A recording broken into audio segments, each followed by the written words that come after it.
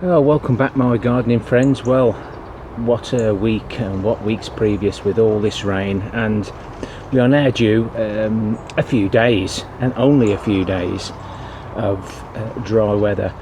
And the storm we had on Saturday has blew all the sheeting off this, so the carrots will be wet.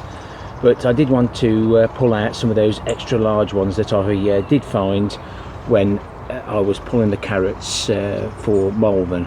So let's make a start on the end of October's vegetable harvest by revealing some of the larger carrots.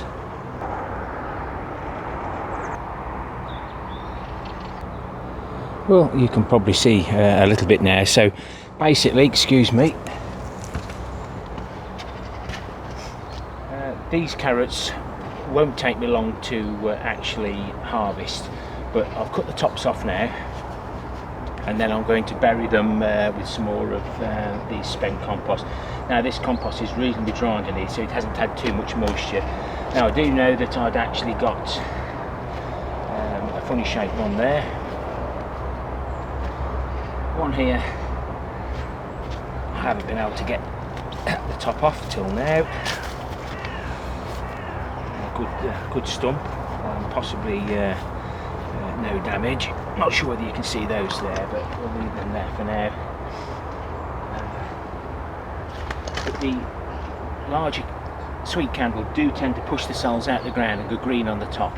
Now the green isn't a bigger problem as with potatoes going green, but obviously it still doesn't taste or look very nice.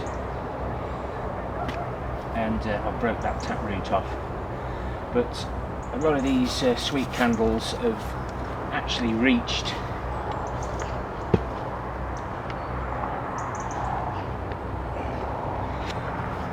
the manure.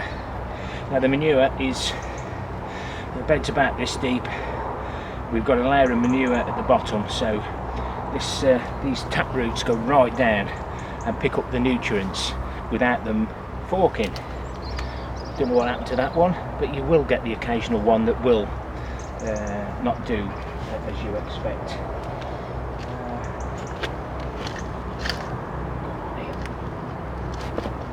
Again, like with parsnips, pushing a pull, still broke that taproot off, but these are going down and collecting that manure. We know we shouldn't put manure on the top because that's what happens. I might have damaged the seed, or I might have done a transplant there, and we know what happens when you transplant carrots. But there, that's enough for today. I haven't got time to fill all this up. Got the granddaughter here, and the only way she'll eat carrots is fresh at the moment, and she really enjoyed that large carrot that I revealed a while back. So she's now started to eat carrots. It's just a way of encouraging children to eat, and Grandad's fruit and vegetables is really helping. I'll just bring you back and show you what's actually there. So these raised pallet collars are 3 high, and you can see, yeah, these are nice carrots. As soon as you put 2 together, you will get smaller carrots. Again there, I don't know how I've done it. Well, I have. Now that looks like one that's forked. I'll leave it in for now. But the ones that fork always tend to get a little bit of damage on the top. Again, we've still got some nice sized ones. And again, where there's been 2 carrots,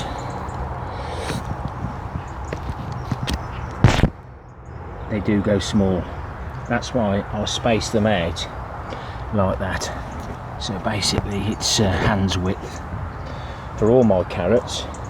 It's well worth it, because then you occasionally get a decent carrot.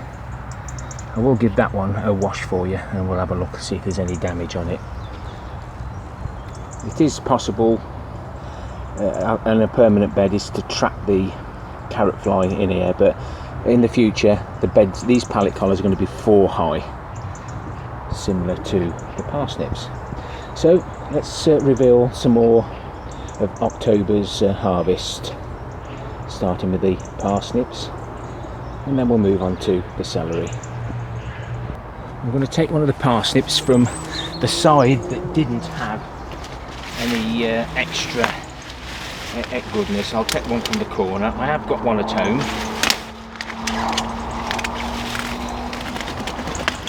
But I do need to get these in the freezer for a short while, just to sweeten them up, because we're just about to have our first frost. Oh, looks like I've picked on a big one.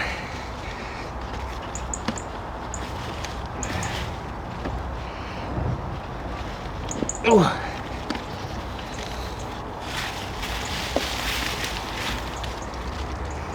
Again, that's reached the bottom, and that's a nice looking parsnip. So again, this was the side that didn't have the liquid feed poured through the holes right into the bottom where the manure was the previous year, so I tried to rejuvenate it. So again, I'll be pulling one from this side, see if it is worth the effort.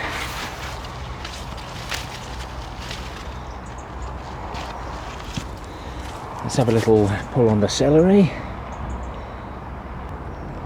And this is what we ended up with. Now, I've ordered some more celery, and I'm going to use the pallet collars to draw them up.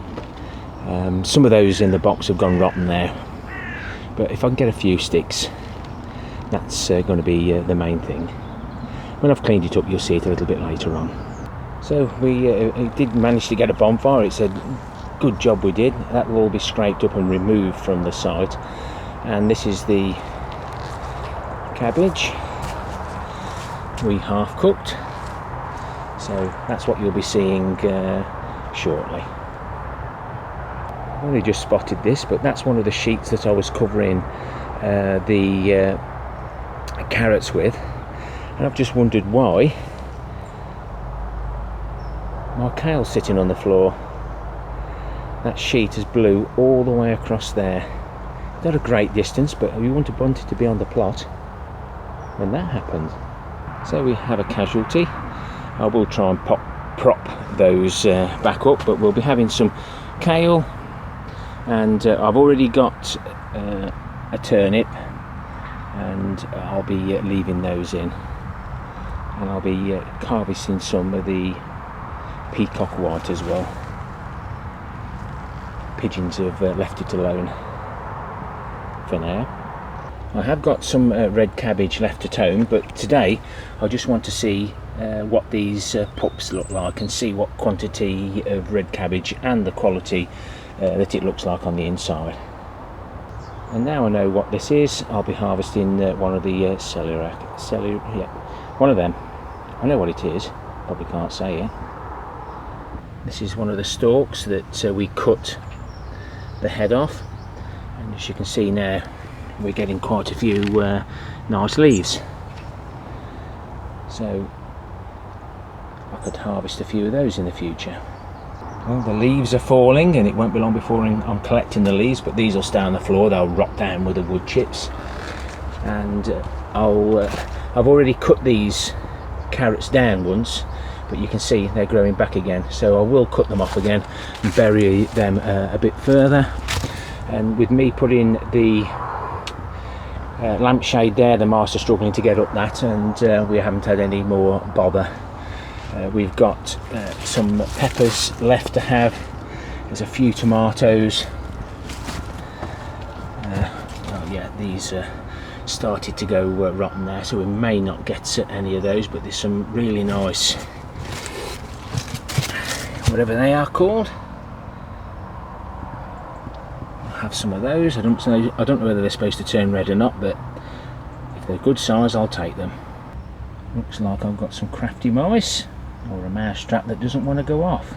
So it looks like these may be the last of the tomatoes. I do need to take some potatoes, but I'm not going to reveal the sarpos just yet. Just look what we've got here. Mushrooms are growing again.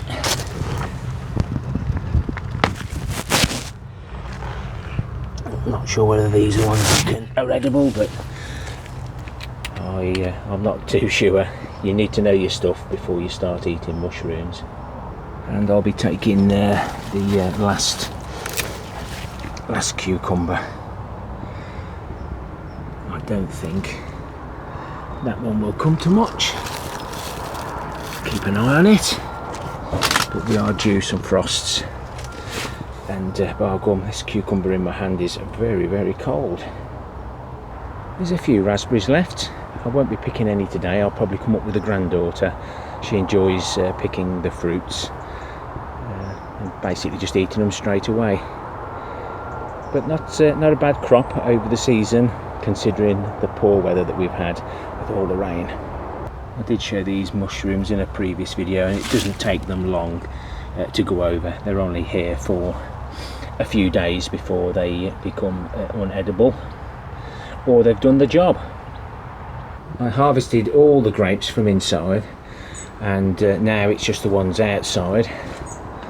And as you can see, because they're tightly packed, even when the weather was reasonably good, they were going a little bit mouldy. But I think I'm going to have to harvest all these today, whether they're sour or not.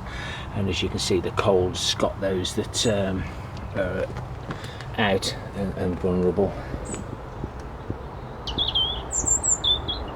Well, the weather's cleaned the trommel up, and as you can see, we've had a fair old drop of rain. Yeah, we've probably had a little bit come off that as well, but this is ridiculous how much wet weather we've been having recently.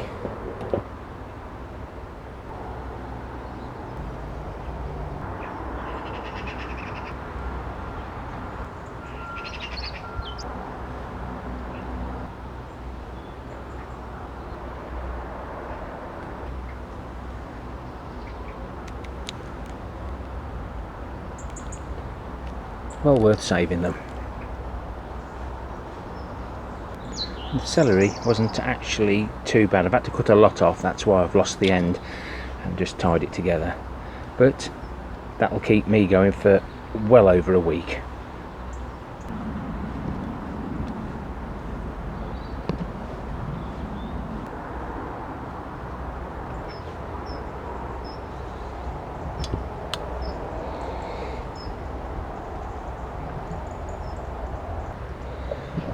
I almost forgot the leek, so I'll give that a pull out now. Now this leek is the only surviving one from all the allium leaf miner. This one didn't have the top cut off. See, it's absolutely wet through.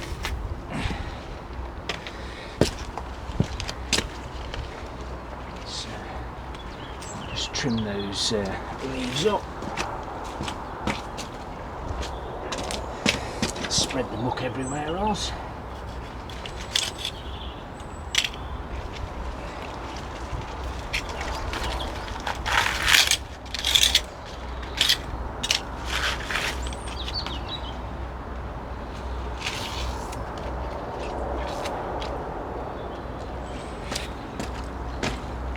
And there's no sign, a little bit of rust, but other than that the allium leaf miner didn't get this one. Another bit of rust, but that's one of the best leeks I've ever been able to grow because the allium leaf miner has always beat me to it. So I will be spraying my leeks with the neem oil that you've probably seen in a previous video. So the dwarf curled kale is pretty decent quality. There's not too much white fly damage on there at all. Really pleased with the grapes. Excuse the noise of the water under my feet.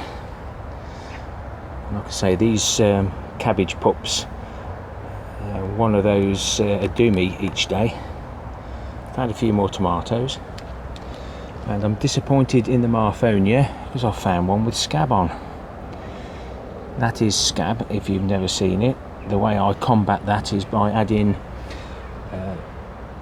log ashes to my compost mix, and that'll be in the playlist, not the playlist, sorry, but yeah, there'll be a card come up with it, homemade composts, liquid plant foods, etc. But really pleased with those.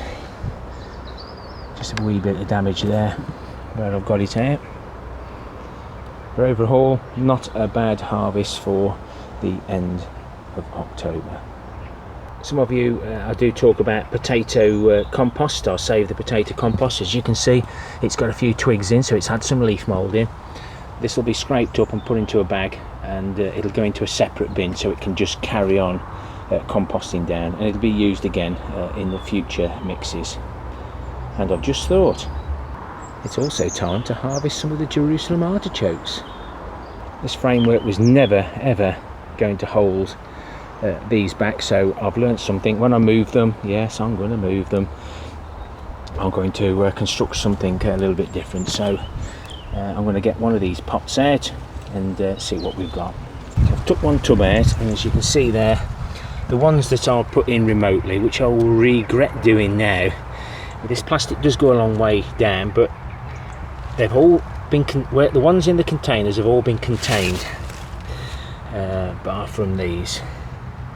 I was told not to do it, but anyway, just to give you a bit of an idea, these ones with the thin stalks, you'll get the smaller Jerusalem artichokes. The ones with the bigger stalks, they'll get even bigger. So just be interesting to see what we actually get. This has come loose, or it's actually broken off, all this wind. But as you can see, the compost has lifted out the ground because they've leaned over. Lesson learned. I've just looked, and the Jerusalem artichokes have actually escaped at the bottom of the bucket, so I'm going to have to be aware of that. So if you're not quite sure how they grow, you plant the one of these. It only has to be that size in your bucket. I don't think it's there now, and then they just grow off everything. Now look at that. Now that's away. That'll be across your allotment before you know it. That's why I put them in the containers, and by the looks of it, it's going to be a job to keep hold of them. But I like them this size. Once they get to the bigger stems, then they'll just be a lot bigger. But there's absolutely more than enough to for me and the wife to make a jolly tune in the bedroom. That's why they're called artichokes. Now all the root material will go in the compost bin at home. That goes to the tip for high heat composting. And I don't break these off. I'm going to put these in the fridge in the garage that I'll keep the seed potatoes in, and all I'll do is take off what I need, wash them, and then these big stems I don't bother with. I'll just keep taking off the little nuggets.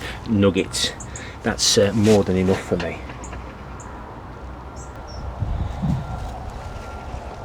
So I hope everyone's okay. The weather's been good for you.